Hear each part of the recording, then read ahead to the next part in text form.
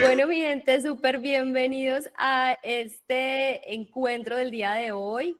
Como les conté en las redes sociales, hoy vamos a hablar del IRS. Probablemente algunos sepan qué significa, probablemente algunos tengan una idea de lo que puede ser y probablemente otros digan, pues, o sea, ¿cómo se come eso? Necesito más información.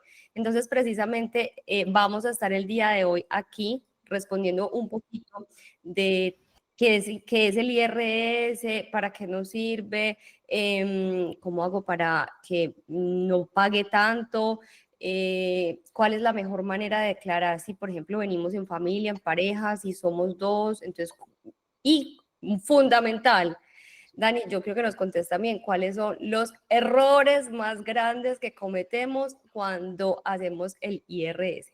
Entonces, como se los había prometido, hoy tenemos una invitada súper especial, ya la habíamos traído por aquí, pero como lo que es bueno se repite. Entonces, Daniela Solís, ella es una migrante que aquí lo único que nos va a hacer es contarnos un montón de verdades y de mitos acerca de lo que es el IRS. Dani, de todas formas, hay personas que no te conocen, entonces te pido porfa que te presentes. ¿Quién eres? ¿De dónde vienes? ¿Qué hacías antes de emigrar? Y pues, ¿hace cuánto estás aquí en Portugal? ¿Y por qué hoy estás hablándonos de IRS? Bueno, soy Daniela, soy argentina, emigré a Portugal hace 4 años y medio, ya estamos cerca de lograr la residencia permanente. Bueno, yo antes de emigrar a Portugal trabajaba como profesora de inglés eh, y en 2021 decidimos, bueno, en realidad en 2020 decidimos con mi pareja aplicar a la visa de 7, que hoy ya no es tan popular, pero en ese momento sí lo era. Y pedir la visa por trabajo remoto. Entonces, bueno, yo en ese momento hice un cambio a empezar a trabajar en marketing digital.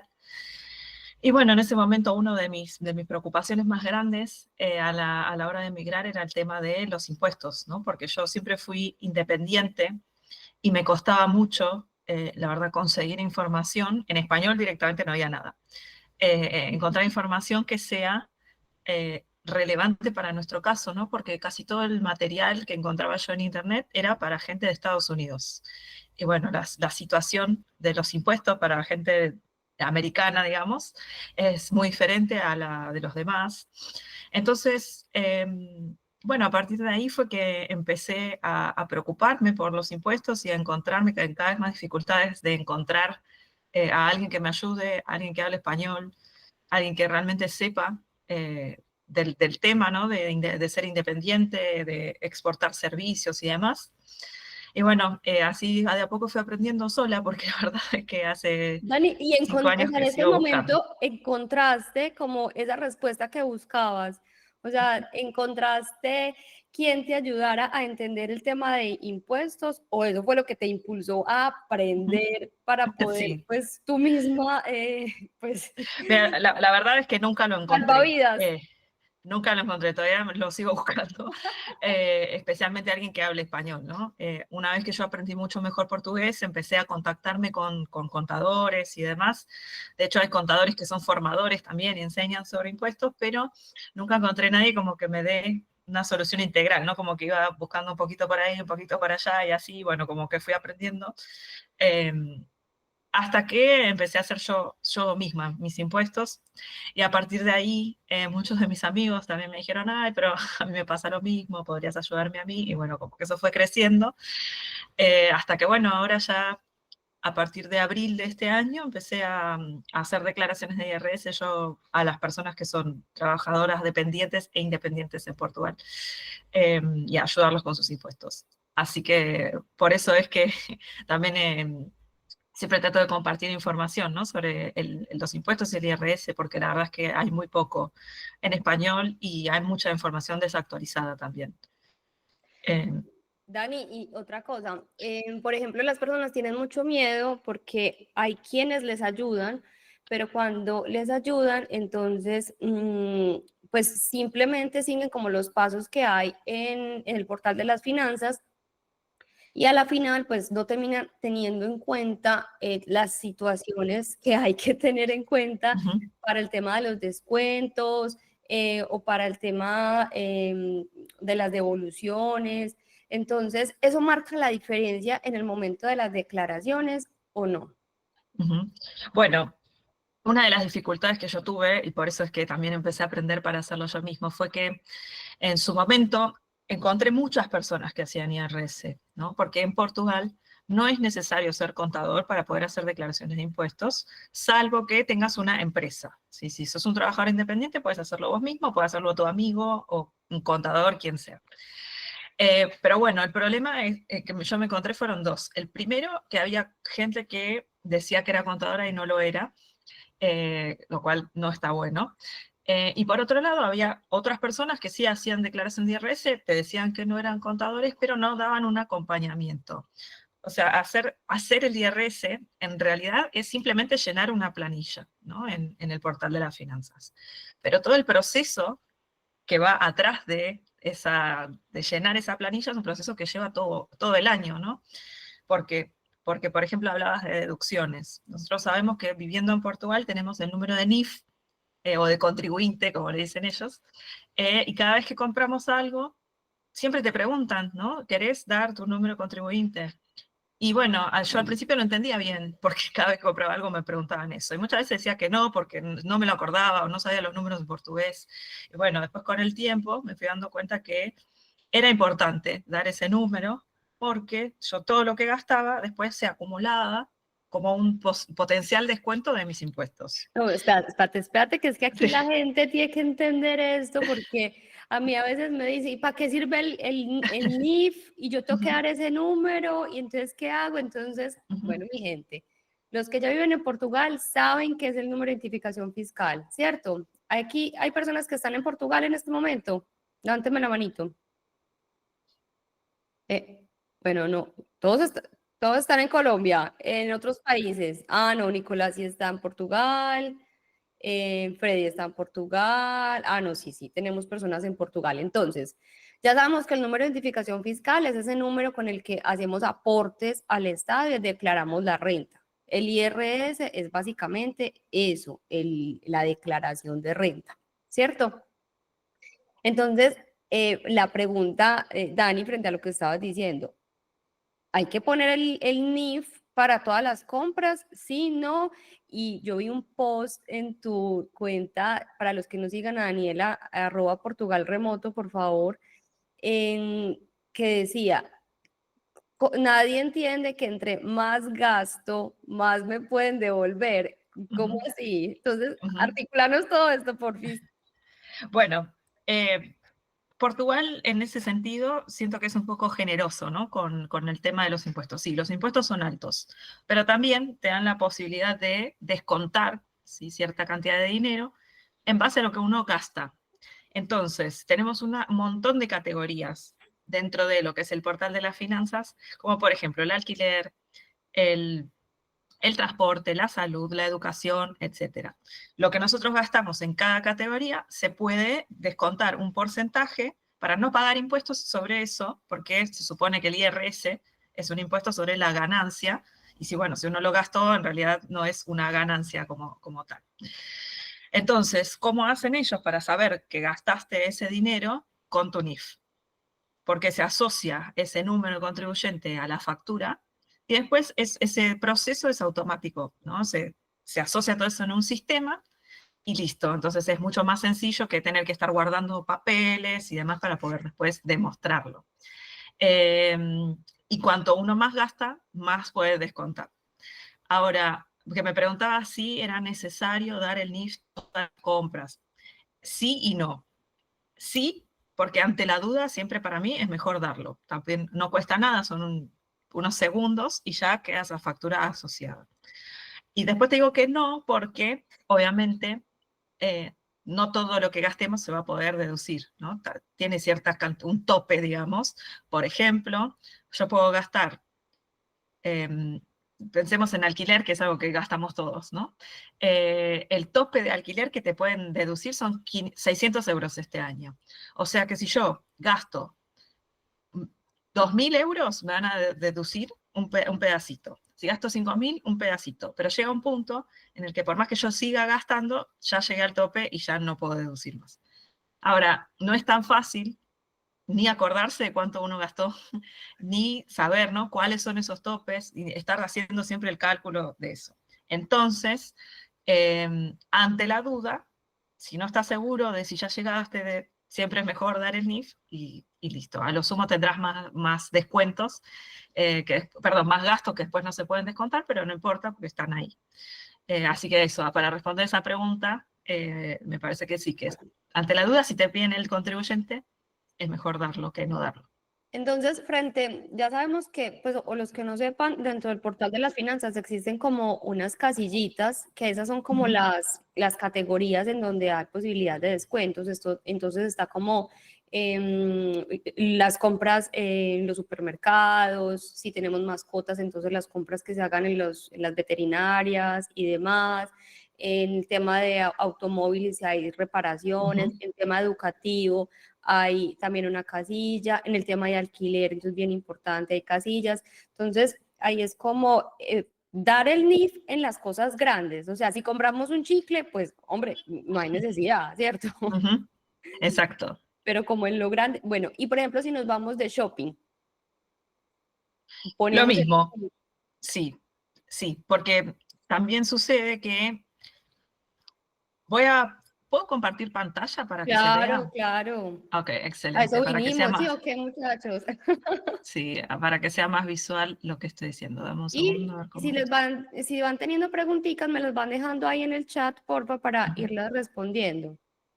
Entonces, así es como se ve, ¿no? Este es el Ajá. portal donde, como les digo, uno compra algo, queda asociado automáticamente. Y estas son las categorías de cosas que gastamos y que podemos clasificar. Salud, educación, habitación, gastos generales, reparación de automóviles, etc. ¿Cuál era la pregunta? Ya no me acuerdo, pero por acá me dicen, dicen, cuando uno compra, entonces le dan la factura Ah, electrónica, ya me siempre acuerdo. hay que pedirla. Lo del shopping. Lo del shopping, Lo era del si vamos shopping, de lo del shopping. shopping. Ahí ya me acordé.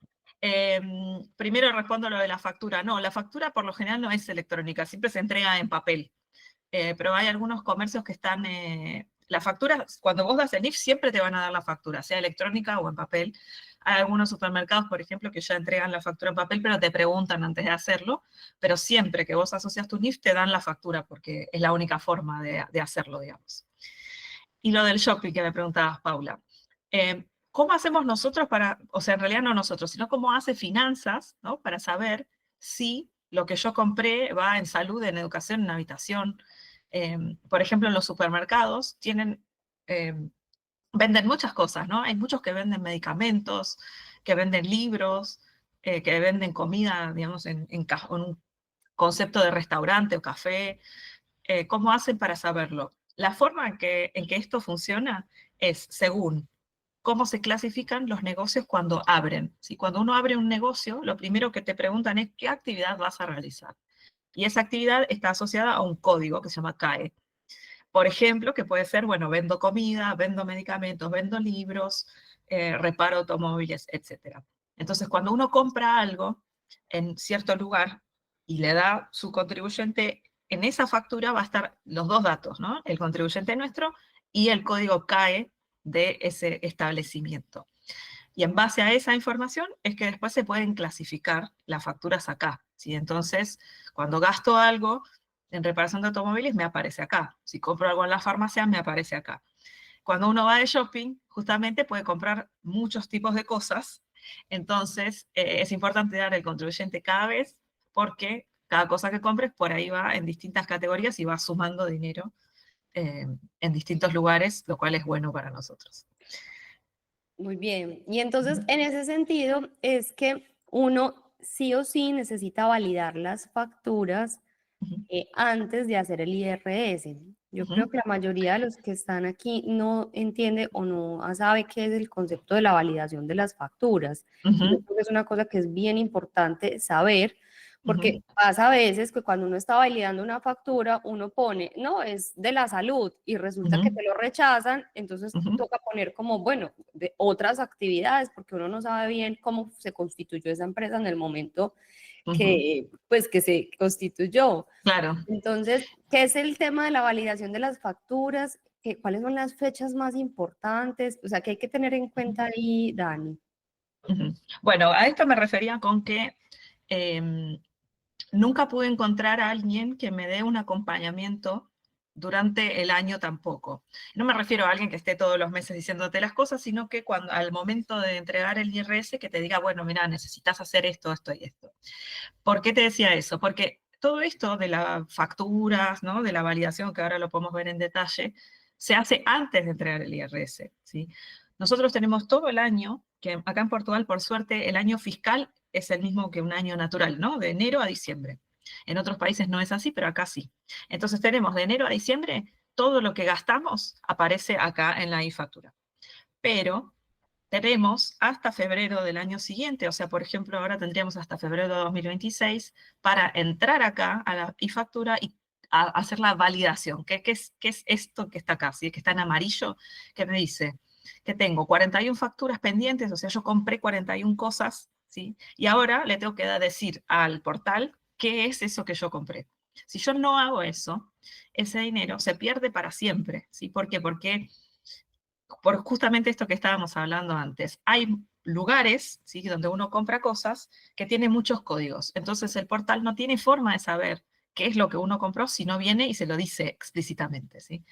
Entonces te tira acá este alerta en amarillo. Si yo no hago nada, estas facturas van a desaparecer después del 15 de febrero del año que viene. Y toda esa plata que yo podría haber sumado acá, así que esto es dinero que a mí me pueden devolver, todo ese dinero, por no hacer esta validación de la factura, se pierde para siempre y ya no se puede hacer nada al O sea, respecto. esos 238 euros que tienes ahí de posibles devoluciones son de Ujú, facturas que ya has validado. exactamente. Ahora yo voy a validar estas de acá y se va a sumar, ¿sí? Más dinero a este que ya tengo. Entonces eso es muy importante, Pero no porque quiere no es... decir que eso es lo que te Ujú, van a devolver. Eso digamos que es una simulación de lo que ujú, te pueden devolver, exacto. ¿cierto? Es un potencial descuento, ¿sí? Depende de cuánto tenga que pagar yo, puede ser que me lo devuelvan o puede ser que aunque sea me sirva para no pagar nada o pagar menos, ¿no? Para Si hacer yo el tuviera que cruce. pagar, exacto, si yo tuviera que pagar 200, bueno, fíjense que ya tengo 238, eso significa que, bueno, al tener que pagar 200, pero ya tengo 238 a favor, bueno, no pago nada.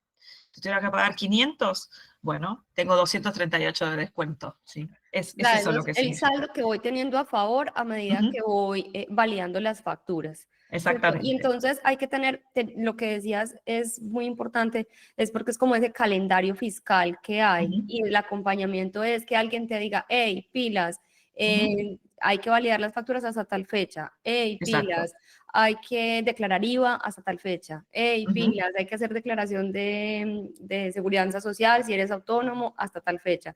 ¿Cierto? Que ujú, es lo que no encontraste en ninguna otra parte. exactamente. Listo. Em, Entonces, el validar las facturas, o sea, la acción de validar las facturas es tan sencilla como esto. Entras acá, bueno, digo sencillo, pero no es tan fácil. Lo difícil es acordarte qué es lo que compraste. ¿Por qué? Porque como ven, acá está el nombre de la empresa, que en este caso, por ejemplo, es sencillo, ¿no? Es el CTT, es el CTT, los correos de Portugal. Es como el CP, DHL. exactamente, convoyos, que son los trenes de Portugal. Pero a veces esto, sí, por ejemplo, IETX Portugal, vaya uno a saber qué es, ¿sí? No Por el tengo ni valor, idea, quizás te acuerdas. claro. Por eso hay que validar las facturas a medida que uno va comprando para también acordarse de qué es, ¿no? Porque hacerlo una vez por año es muy poco probable que sepas qué es lo que compraste. Entonces, tenemos que mirar el nombre de qué es lo que yo compré y acá, en estos simbolitos de acá, decir qué es, ¿sí? Por ejemplo, CTT, que son los correos, es otro. ¿Por qué? Porque no hay ninguna categoría específica, no hay ninguna que haga correo. Entonces, no es salud, no es gimnasios, no es educación, no es el alquiler, no es reparación de automóviles, etcétera. Bueno, entonces es otro. Esto, el Convoyos de Portugal, es transporte y hay una categoría de transporte, bueno, ahí pongo el transporte. Esto de acá, sí que es confecciones, probablemente sea ropa, vamos a ponerle otro, porque no hay ninguna específica para eso. Pingo 12 es alimentación, también otro. Y a ver, bien, ahí ya llegué. Entonces, terminé de validar todas las facturas y pongo guardar, ¿sí? Y ahí está, ¿ves? Y ahí me pusieron una información guardada con suceso, o sea, fue exitoso. Ya no hubo ningún error, quiere decir que lo que hice estaba bien. Y ahora puedo volver para atrás, a ver si me sumó algo. Si ven, ¿se acuerdan que eran 238? Ahora son 258. Todavía me Súper. quedan 31 facturas, pero bueno, eso va a Pero ser es lo para que otro. dice ahí Claudia, o sea, uno puede ir validando mes a mes, semana a semana, y así uno puede ir llevando como una Ujú, contabilidad organizada, ujú, personal, para uno no dejar hasta, porque conozco muchas personas que dejan hasta final de año, eso y ujú. lo que tú decías, y luego yo como diligencio de esto, yo qué carajos compré aquí, y empieza uno como que, afortunadamente tú nos mostraste ahorita como Pingo 12, que es uno Ujú. supermercado, entonces tú Sí. le das ahí y él te asocia y te dice, bueno, todas las compras ahí son iguales, y uno le dice que sí, pues Ujú. ya se le bajan por Sí. ahí 20 facturas porque Ujú. normalmente pues uno hace las mismas compras en los mismos supermercados. Exactamente. Pero sí, Claudia, uno puede ir validando periódicamente para no dejar acumular y esa es la recomendación, ir haciéndolo para que a principio de año, también tenemos unos periodos para la validación, no es que antes que vaya a hacer el IRS, entonces pues valido, no, hay unos topes de tiempo. Ujú. Que no, Exactamente. Entonces, cuando llega el momento del IRS, justamente, voy a cerrar acá, ya es demasiado tarde, ¿no? Porque uno para hacer el IRS le tiene que dar una información al contador, ¿no? Que es ser el número de contribuyente más la contraseña para que el contador pueda entrar al portal de la finanza justamente y, bueno, entregar la planilla. Pero ya el contador no puede hacer nada al respecto de todas estas facturas, ¿sí? Si no lo hizo uno mismo, todo eso ya se perdió o no, o si uno sabía esta información, ya está hecho y el contador puede hacer la declaración. Pero bueno, yo nunca encontré a nadie que me ayude un poco, ¿no? Lo que hacen la mayoría de los contadores, porque el servicio que ellos prestan es, bueno, dame tu contraseña, entro, lleno la planilla, y te digo, listo, ya la llené. Y ahí termina todo el servicio, ¿no? Pero lamentablemente el proceso es mucho más complejo y como les digo, tiene muchas cosas por detrás, como por ejemplo esto de la validación de facturas que tenemos que hacer todos, y que después de que se entrega esa planilla hay muchos pasos, ¿no? No a seguir, pero sí a conocer, porque finanzas hace varias cosas una vez que uno entrega esa planilla y tal vez no entendemos bien qué es lo que hicieron, ni cómo se paga, ni cuándo poner la plata y demás. y una de las cosas, Dani, por ejemplo, es que nosotros a veces pensamos que los menores no tienen Ujú. que validar las facturas, porque pues Exacto. obviamente los menores pues que van a comprar, nosotros no Ujú, ponemos el NIP de los menores para nada. Y resulta que, ujú, por ejemplo, en las escuelas, cuando nosotros hacemos el pago de los almuerzos, cuando hacemos el pago de las otras cosas, o si inscribimos a un curso a los hijos, nos pidieron ujú, el contribuyente de ellos y para nosotros eso fue como que, ah, sí, pues lo pidieron, pero no lo tuvimos en cuenta. Y resulta que muchas veces la mayoría de los papás pues no validan las facturas de los hijos ujú, porque, pues, porque no caen en cuenta. Y la mayoría de la factura de los hijos son educativas. Y ahí ujú, hay unos grandes descuentos. Contanos un poquito de los descuentos del tema educativo que a mí me encanta. ujú. Bueno, como les mostraba, hay muchas categorías, ¿no? de distintos tipos de gastos, pero no todas suman lo mismo, ¿sí? A ver si puedo volver a compartir porque creo que así es más fácil. Em, Hay categorías que suman más dinero porque para el Estado son más valiosas. Por ejemplo, la educación y la salud. También porque saben que las personas gastan, ¿no? más dinero porque es más caro. A ver, está acá. Entonces, estas categorías, como les decía Paula, tienen topes. Por ejemplo, despensas generales y familiares es básicamente todo lo que no entra en lo anterior, ¿sí? Las facturas de luz, de gas, las del supermercado, alimentos, etc. Ahora, ¿cuánto es que te van a devolver, no? Porque no es que te van a devolver todo lo que gastes en luz, en gas, demás. Es un porcentaje. ¿Cuánto de eso es si no recuerdo mal, es como el 20% o el 25% hasta un tope de 250. ¿Qué quiere decir? Esta persona acá ya llegó al tope. Por más que siga gastando en el supermercado, gastando de luz, de gas, ya no le va a sumar nada más. Mm, Ahora, en educación, el tope es de 800 euros, ¿sí? Que es uno de los topes más altos. Entonces, esto quiere decir que uno puede gastar, gastar, gastar, gastar, y es poco probable que llegue al límite en educación. Entonces, es muy importante que se validen las facturas tanto de los adultos como lo de los niños, porque sí, los niños también necesitan tener la contraseña para entrar al portal, que me pasó mucho este año, de familias, ¿sí? De yo hacerles la declaración a familias y decirles, bueno, dame, ¿sí? El NIF y la contraseña de tu hijo para poder validar las facturas de educación, y no tenían directamente la contraseña del hijo porque no sabían que tenía que tenerla, y bueno, por suerte teníamos tiempo, porque todavía falta un mes, ¿no? Para terminar de entregar la declaración, sí. pero si no, ese dinero se hubiera perdido. Y como les digo, puede llegar a 800 euros, que es mucho dinero. Así que sí, también eso es muy importante, saber que todos los integrantes de la familia necesitan su contraseña, porque sin eso, es lo más básico, no podemos ni siquiera ingresar a ver cuáles son las deducciones que tienen. Bueno, Angie nos pregunta, pero estos se dan con el NIF de los menores, pero se registran en nuestra cuenta. Y entonces ahí entramos a un tema que es la declaración conjunta, ¿cierto?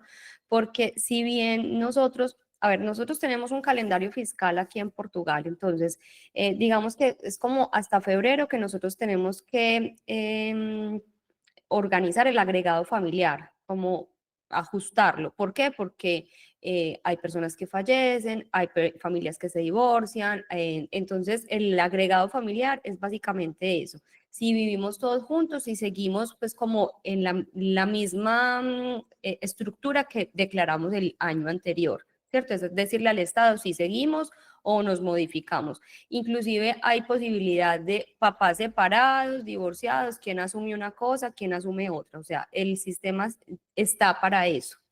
Entonces, creo que es hasta febrero, me corriges Dani si no estoy Ujú. bien, es que nosotros podemos verificar ese agregado familiar y ya dependiendo como de los ingresos y dependiendo como de varios factores que tú nos explicarás, ya nosotros podemos o debemos saber si es mejor hacer una declaración conjunta o hacer una declaración independiente, ¿cierto? En caso tal de la declaración conjunta, pues estarían como los hijos metidos y ese NIF va en la declaración conjunta. Es Ujú. así, o explicarnos un poquito más como el Sí. detalle de eso para yo no ir a meter la pata. Exactamente, bueno, aunque los niños tengan gastos, obviamente no hacen declaración de IRS. ¿Por qué? Porque la declaración de IRS es una declaración de renta, o sea, solamente la hacen las personas que tengan ingresos propios, ¿sí? Em, y bueno, los niños no lo tienen. Dani, Entonces, ¿qué espérate, va te a pasar? interrumpo porque eso es una cosa muy importante. Las Sí, personas que tienen ingresos en Portugal hacen el ujú, IRS. Por sí, ejemplo, si una persona vino, estudió aquí y no tuvo rendimientos en Portugal, pues no está obligado a hacer esa declaración porque no obtuvo esos ujú, rendimientos. Pero si la persona vino, estudió y trabajó, sí ujú. obtuvo rendimientos en Portugal, entonces ya ahí sí está obligado a hacer esa declaración. ¿Es así? Exactamente. Y no solamente los que tengan ingresos en Portugal, sino que Portugal es un país que, como Argentina, por ejemplo, cobra impuestos sobre la ganancia global. Lo que le importa a Portugal es dónde vive la persona que trabaja, no de dónde sale el dinero. O sea, que si uno trabaja para una empresa colombiana, paga impuestos en Portugal. Si uno trabaja para una empresa de China, pero vive en Portugal, paga impuestos en Portugal, hace IRS. Si cobra una pensión colombiana, argentina, chilena, donde sea, paga IRS en Portugal. Eso es muy importante. Cuando a mí, yo me estaba por mudar acá, yo estaba buscando información sobre cómo iban a ser mis impuestos, que yo trabajo para empresas del exterior, y había muchas personas en internet que decían, no, si vos, o sea, si no trabajas en Portugal, no pagás en Portugal, pero eso no es verdad. Si uno vive en Portugal, tiene que declarar en Portugal. Después si va a pagar o no, eso es otro tema, ¿no? Pero el IRS lo entregan todas las personas que tengan ingresos, no importa en qué parte del mundo. Si tiene ingresos, se declara IRS.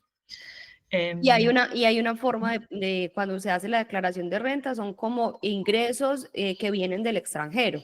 Exactamente, hay una planilla específica para eso, se llama ingresos del exterior, justamente. Ahí están todos los países del mundo con su código, ¿sí? Para que puedas clasificar de dónde está viniendo todo ese dinero. Entonces, volviendo para atrás, cualquier persona que tenga ingresos hace el IRS. Y en la parte de general de la planilla es que hay unos ítems para llenar, donde uno pone quiénes son sus dependientes. Los dependientes en Portugal son los hijos menores de edad, los hijos mayores de edad hasta 25 años, o hasta 27 si no recuerdo mal, pero que estén estudiando, o hijos hasta 25 que pueden trabajar pero que estén ganando menos del salario mínimo. Esos son los dependientes, ¿sí? Y lo único que hacemos es poner ese número de NIF en un cuadrito, sí, que dice dependientes, nada más. Ahora, uno también puede elegir hacer su declaración con su pareja o no. ¿Sí? Portugal te da esa libertad. O sea, que no quiere decir que porque uno esté casado, tiene que hacer su declaración conjunta. Puede hacerlo por separado. Ahora, ¿cuál de las dos va a convenir? Eso depende de muchos factores que tienen que ver con los gastos y con los ingresos. ¿Qué quiere decir que una declaración sea conjunta? Que lo que hace el portal es, va a sumar los ingresos de las dos personas, ¿sí? Va a calcular, lo va a dividir por dos, va a calcular el porcentaje que tiene que pagar y después lo va a volver a multiplicar por dos. O sea, es un proceso bastante complejo, ¿sí? Y todo ese cálculo lo hace una persona que sepa lo que está haciendo, justamente. ¿Por qué? Porque si no, no tenés forma vos de saber, o sea, si yo soy una persona que tiene una pareja así, ¿sí? Si yo voy y te pregunto, Paula, ¿me conviene conjunta o separada? Realmente no se puede dar una respuesta. Pero podemos hacer simulaciones antes Exacto. de, para poder saber qué me conviene más. Sí, así en el aire no podemos dar una respuesta. Lo que hay que hacer es justamente una simulación, se puede hacer dentro del portal de las finanzas, ¿sí? Llenando esa planilla. Al final de todo, finanzas te dice, bueno, vas a tener que pagar esto. A ver si puedo compartir este, por ejemplo. Sí. Ven, esta es una simulación conjunta. Acá hay dos personas, ¿sí? Sujeto A y sujeto B, son una pareja que declararon juntos, ¿sí? Bueno, ven, la planilla es esta, que son un montón de números, un montón de ítems. Una vez que uno se familiariza con esto, no es tan difícil, pero bueno, no es algo que uno pueda entrar, leer y entender todo lo que está pasando. Pero te das cuenta que es una declaración conjunta porque acá dice, ven, cociente familiar 2, o sea, son dos personas. ¿Qué es lo que hizo Finanzas? Sumó los ingresos de esas dos personas, les descontó lo que aportaron de seguridad social y acá tomaron este dinero como el rendimiento que va a pagar impuestos. ¿Sí? Estos 29.000 es lo que a ellos les interesa para cobrar. ¿Sí? De acá sacaron un porcentaje, ¿sí? Y decidieron que estas personas iban a pagar 3.000 euros.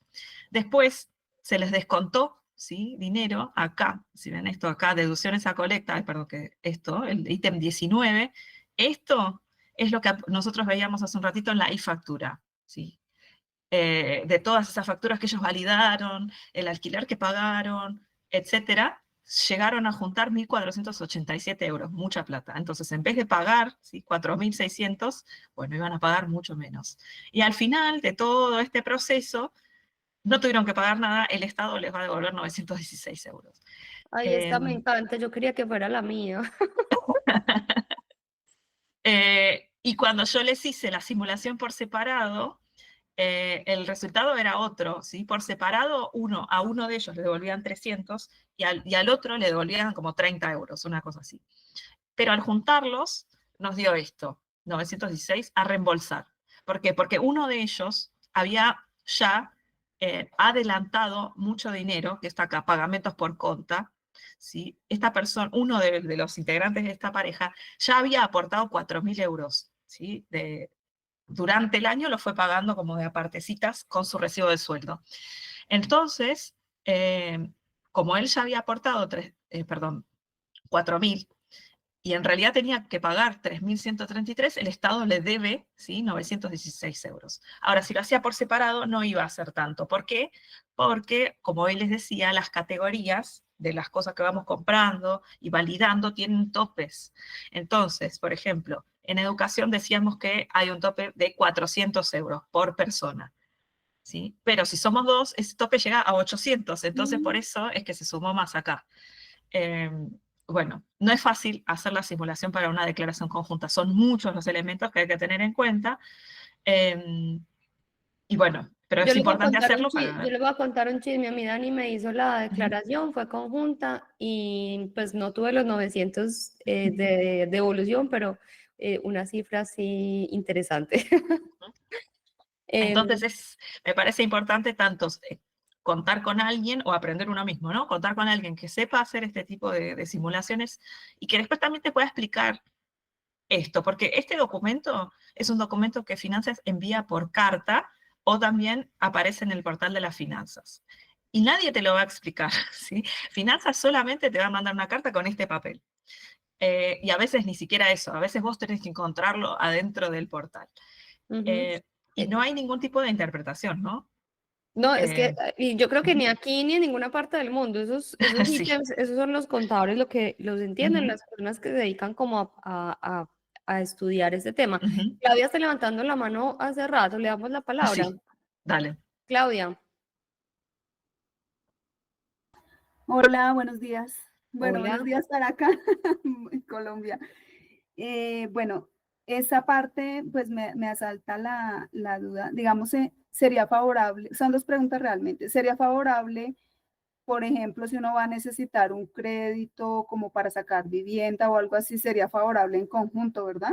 Pues yo acá en Colombia, pues mi profesión es contadora, así que entiendo lo que me estás explicando.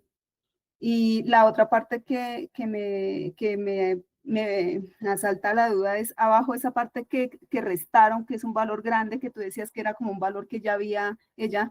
¿Esos son anticipos como las retenciones de fuente que practicamos acá en Colombia? Que uno va prestando un servicio, le retienen una parte, o sea que cuando presenta su renta lo resta, ¿sí? Exactamente, es eso mismo. Sí, acá se llaman Ah, pagamentos por conta, pero es ah, el mismo concepto, sí.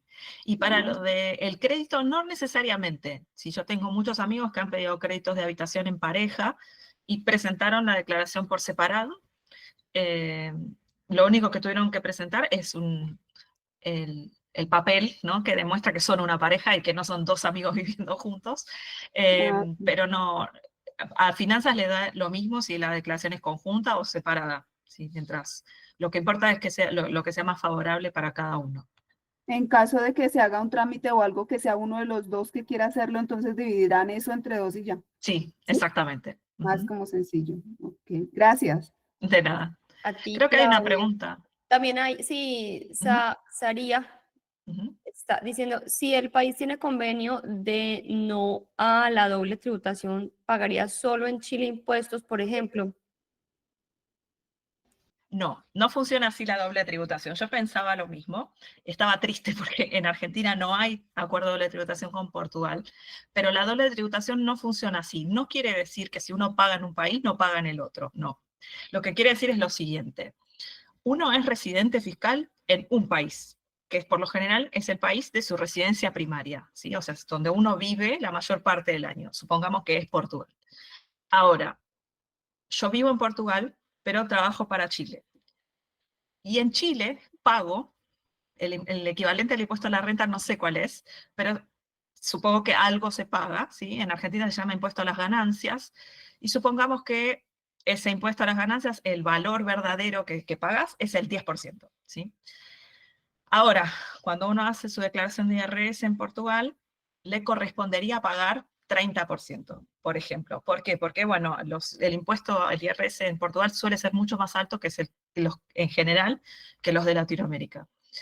Lo que hace la doble tributación es que vos no pagues dos veces lo que ya pagaste. O sea, si vos en Chile pagaste el 10, acá en vez de pagar 30 vas a pagar 20. Se resta ese 10% que vos ya pagaste, pero vas a pagar todo el resto en Portugal. Así es como funciona el sistema. Porque si no, todo el mundo haría esto, se va a otro país y no paga ningún impuesto y obviamente a Portugal eso no le conviene. Claramente quiere cobrarte impuestos para financiarse. Así es como funciona el sistema de doble tributación. Sería bueno para vos si el país donde ya pagas impuestos fueran más altos que en Portugal, porque ahí sí significa, bueno, en Portugal no pagas nada porque ya pagas, no sé, 40% en tu país. Pero si el país donde vos estás pagando los impuestos son más bajos que en Portugal, siempre vas a pagar la diferencia acá.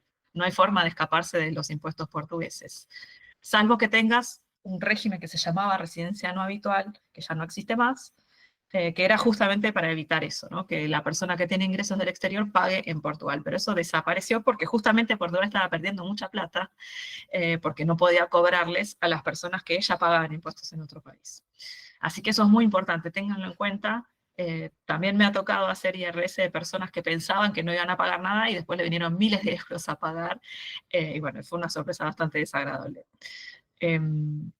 Así que bueno, eso, con Y respecto a aunque sea un los... jubilado, o sea, Sí. independiente si tiene ingresos en su otro país, o sea, hacen su declaración de renta en el otro país y Ujú, acá lo que hacen es una declaración y teniendo en cuenta pues ya las deducciones que uno ujú, que pagaron en su país de origen para poder hacer esos descuentos, porque a la ujú, final termina siendo, entre comillas, descuentos para pues la ganancia que te estás ganando, tanto aquí ujú. como allá.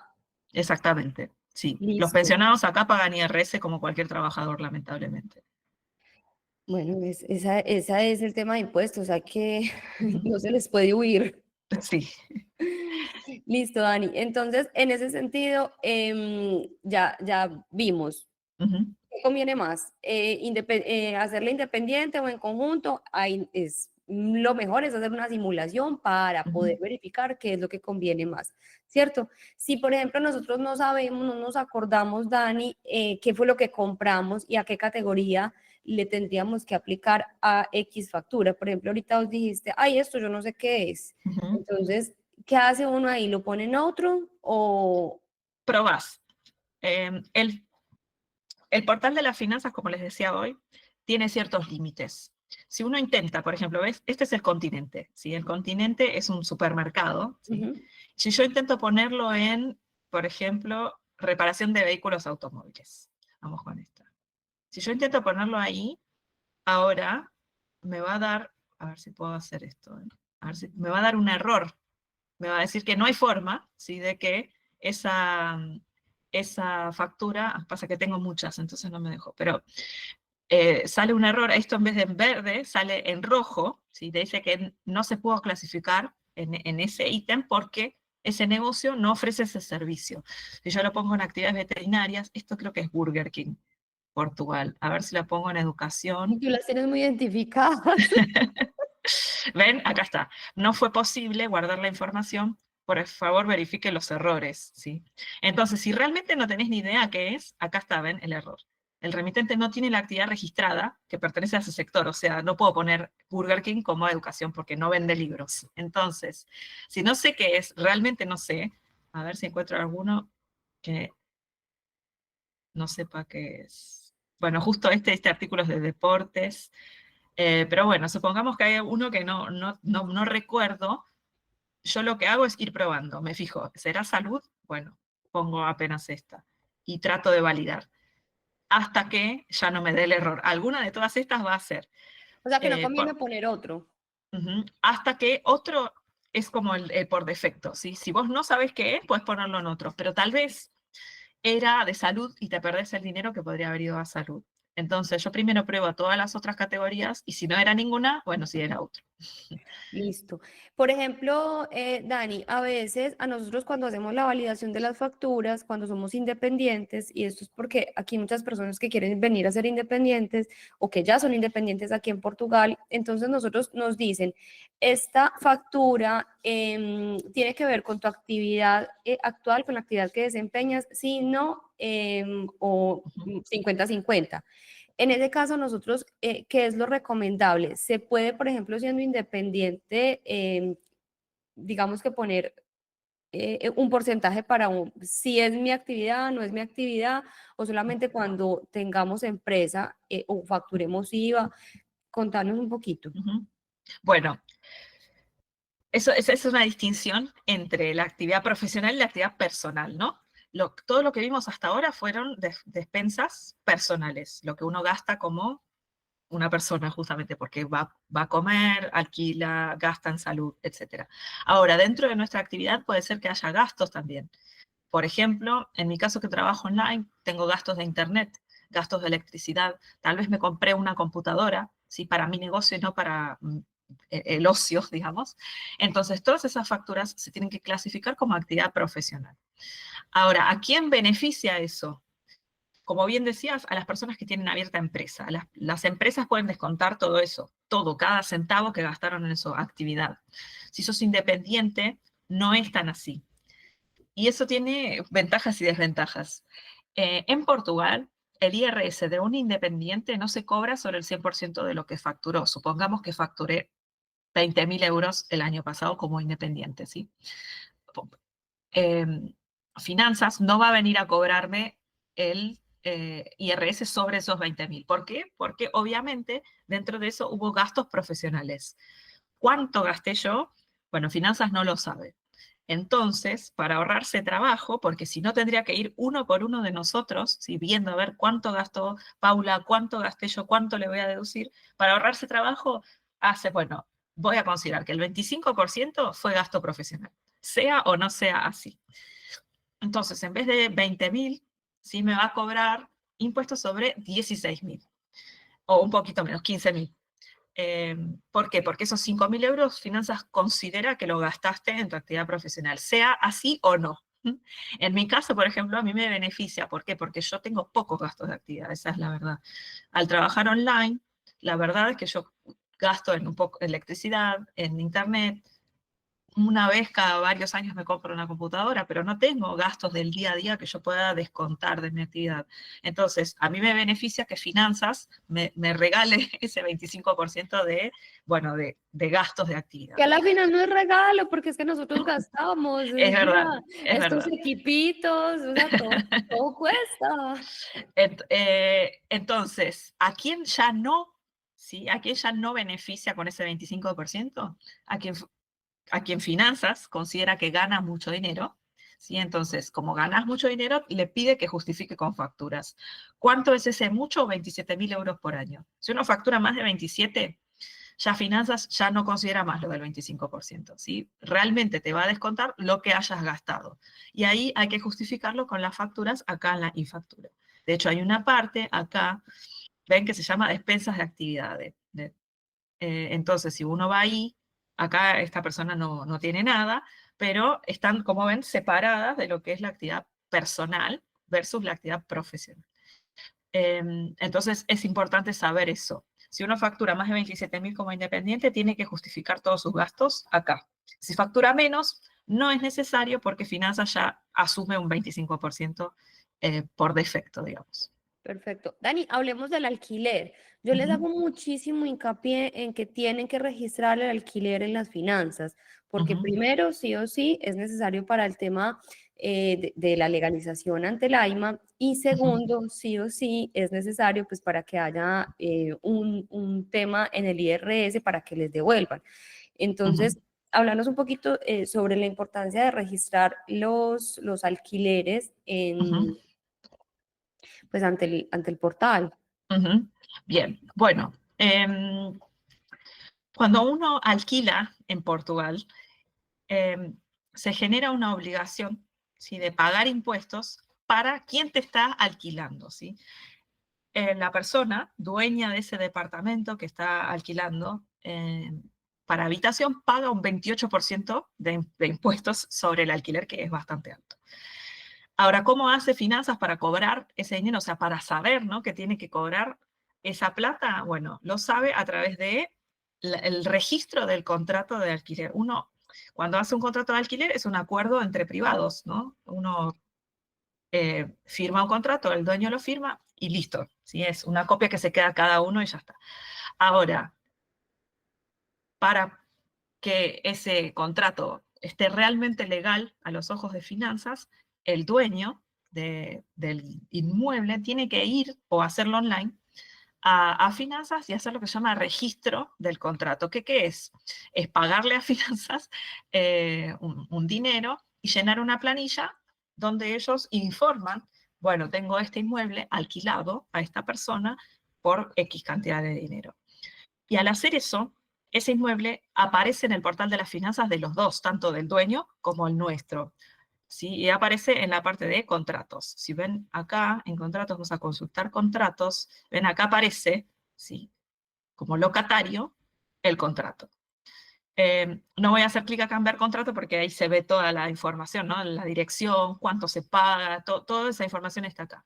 Si el contrato no está acá, ¿sí? Es como si no existiera para finanzas. Y a ojos de los impuestos es como si no estuviéramos pagando alquiler. Entonces, en las deducciones de alquiler va a aparecer 0. Por eso es muy importante que ese contrato se registre para nosotros, inquilinos. ¿Por qué? Porque como si no, vamos a perder 600 euros que podríamos estar descontando del IRS, porque como les digo, si no está acá, para finanzas no existe, es como si no estuvieras pagando nada. Y el tope de alquiler es alto como para perderlo, ¿no? Perder ese dinero. Acá en el portal podemos ver tanto los recibos, ¿sí? Del alquiler, acá en locatario, como los contratos. Perfecto. ¿Quién registra ese contrato? ¿Lo podemos registrar nosotros o solamente es algo que pueda hacer? Porque antiguamente solamente podía hacerlo el dueño del apartamento, pero hoy en día nosotros lo podemos hacer, si no, ¿y cuál es la ventaja, por ejemplo, si nosotros lo hacemos o desventaja? Bueno, hoy lo podemos hacer nosotros, ¿ven? Si yo pongo acá iniciar, comunicar inicio, acá se puede hacer, ¿sí? Es simplemente llenar esta planilla. Ahora, para poder hacerlo necesitamos cierta información, ¿sí? No es tan fácil como venir y hacerlo así nomás, ¿sí? Porque tenés que saber que esto es arrendamiento, si es habitacional permanente o no permanente, cuál es el inmueble, ¿sí? Si no lo tenemos, tenemos que adicionarlo acá, que quiere decir que necesitamos saber cuál es el código de la freguesía, cuál es el código de la fracción. Es información que muchas veces solamente tiene el dueño. Ahora, toda esa información suele estar en el contrato. Si uno tiene un contrato firmado en papel, sí puede hacerlo, porque todo esto que yo tengo acá, podés venir y ponerlo en esta planilla.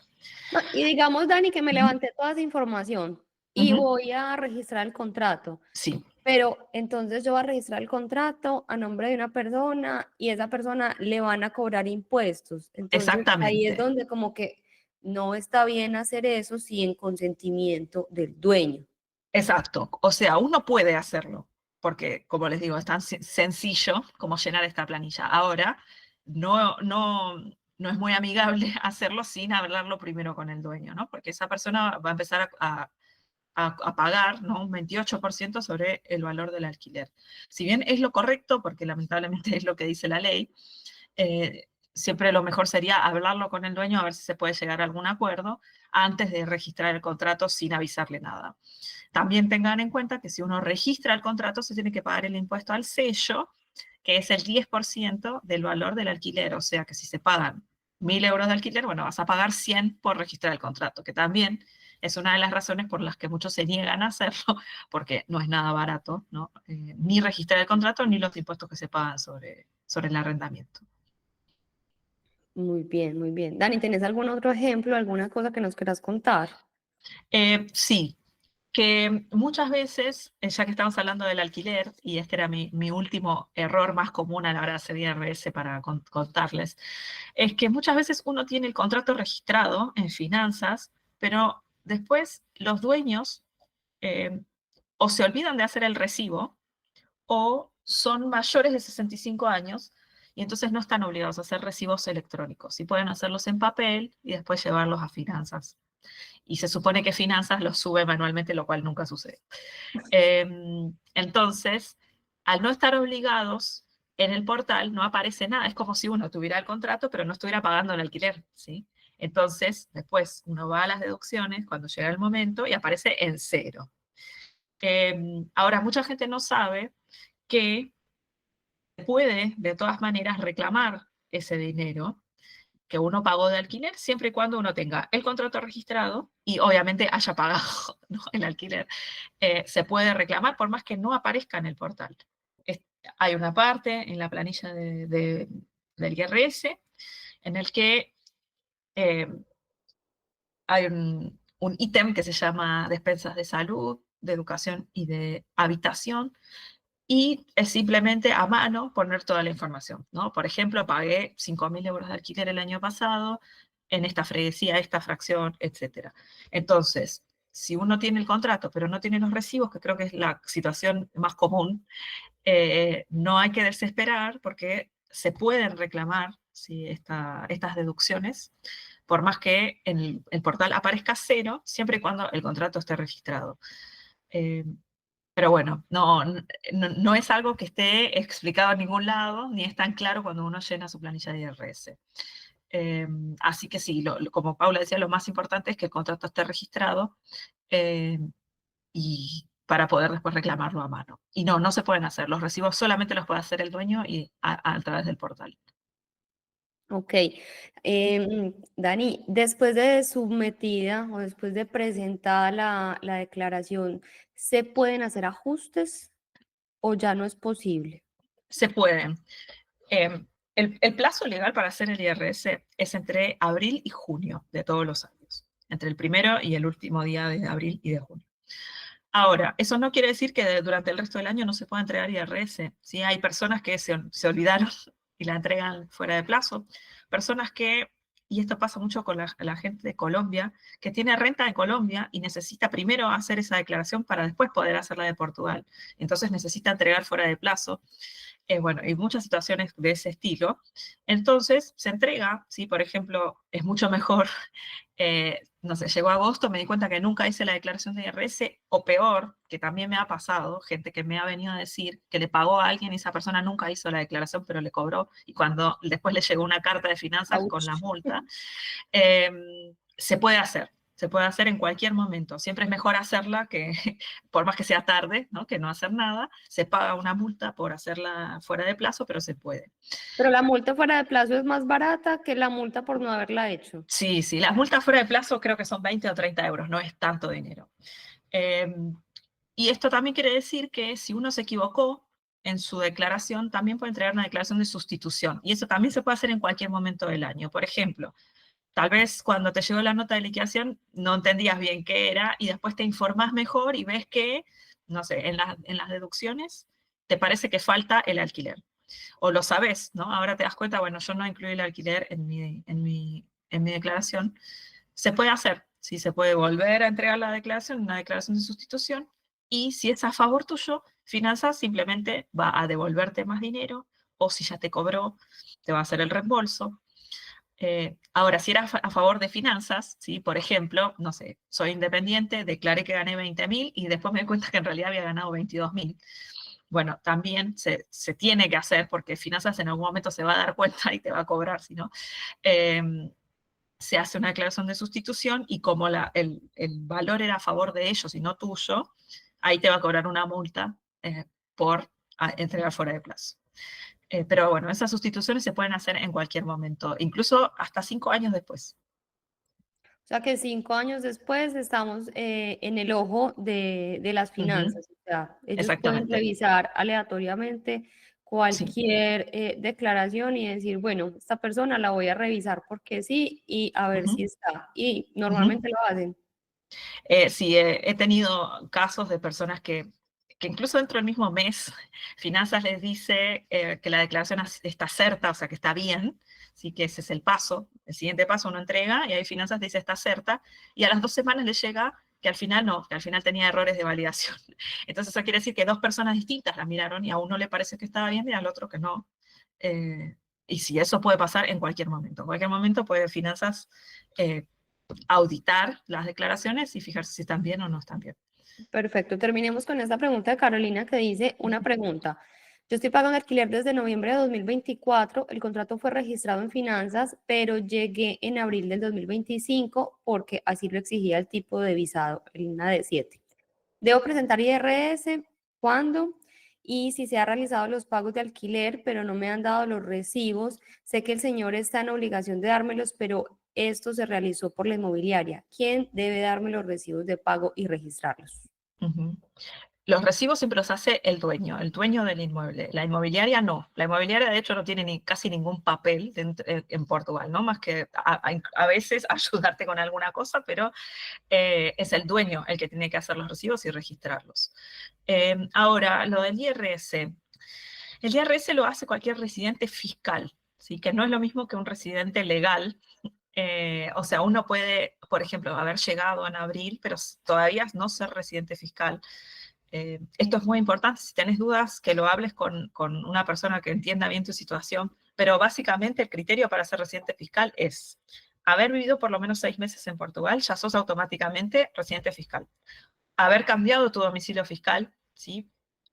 A Portugal, o sea, ya no tener representante fiscal del NIF, o empezar a trabajar en Portugal. Apenas empezás a trabajar acá, hayas cambiado tu domicilio o no, o hayan pasado los 6 meses o no, ya sos residente fiscal en Portugal. Así que alguno de esos 3 criterios, ahí deberías presentar IRS. Si no, no importa que gastes dinero en Portugal o que tengas NIF o que tengas NIS, eso no te genera la obligación de presentar IRS, sino ser residente fiscal.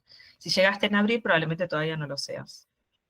Bueno, para todas las personas que están aquí y quieran de pronto que Daniela los acompañe a hacer su IRS, ahí les dejé un link para que reserven su cita con ella y para que puedan realizar pues como, porque está hasta el 30 de junio, mi gente, entonces no se vayan a pasar del plazo porque es bien importante.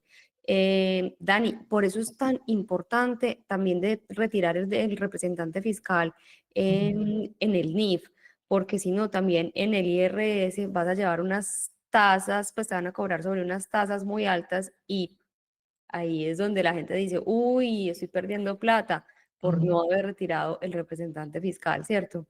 Así es, sí. Las tasas de residente y no residente son muy diferentes. Obviamente las de no residentes son mucho más caras. Entonces, si uno es residente fiscal en Portugal, tiene que reflejarlo en su domicilio fiscal dentro del portal de las finanzas. Así es. Perfecto. Dani, por ejemplo, esta sí es la última, reúltima. Cuando uno tiene registrado el contrato de arrendamiento entre 2 o 3 personas, por ejemplo, en mi caso que están los 2 nombres, ahí cómo el tema es mejor presentar la declaración en conjunto o cómo sería pues como en ese tema del contrato de arrendamiento. O sea, las personas que no estén en el contrato no van a recibir el descuento. Básicamente es eso. ¿Sí? Si tu nombre no está ahí, no es tu contrato, por más de que vos vivas ahí. Entonces es muy importante que cada integrante, ¿sí?, del contrato, especialmente si no son familia, si son, por ejemplo, 3 amigos, los 3 deberían estar en el contrato, porque si, por ejemplo, uno de ellos no está, solamente 2 van a recibir el descuento y el otro no, porque como al no estar en el contrato es como si estuviera invitado en la casa, ¿no? Se supone que si no está en el contrato no paga alquiler. Entonces eso es muy importante, que cada uno esté en el contrato, porque si no, no va a recibir la deducción. Súper perfecto. Bueno, mi gente, yo sé que ustedes les quedan infinidad de dudas, pero ahí Dani nos ha dejado entonces también su calendario para que si tienen dudas, si quieren que los acompañe a hacer el IRS o si quieren dejarse acompañar por ella en el tema de impuestos, solamente basta que la contacten. Listo, ha sido todo por hoy. Dani, te agradezco inmensamente este espacio. Recuerden que lo voy a montar en YouTube porque no solamente somos los que estamos aquí los interesados, sino un montón de gente, porque como ya nos contó Dani, a veces le regalamos el dinero cuando no validamos las facturas, cuando no hacemos las cosas correctas y nos perdemos de recursos y pues obviamente no queremos tampoco caer en tema de multas. Entonces, Dani, muchísimas gracias por habernos acompañado el día de hoy. Fue un espacio súper interesante. Hasta me aclaraste un poquito de dudas que tenía ahí por encimita y yo creo que también a las otras personas que estuvieron aquí también fueron pues como muchas dudas resueltas. Para terminar. Me alegro. Bueno, si necesitan ayuda con los impuestos me pueden contactar. Y eso, tengan en cuenta que si tienen ingresos del exterior, probablemente también tengan que pagar impuestos acá, si asesórense bien desde el principio para no perder dinero y regalárselo a finanzas. Dani, muchas gracias a todos por haber estado aquí. Como siempre, nos vemos dentro de 15 días. Cuídense mucho y Gracias a ustedes. chao. Adiós.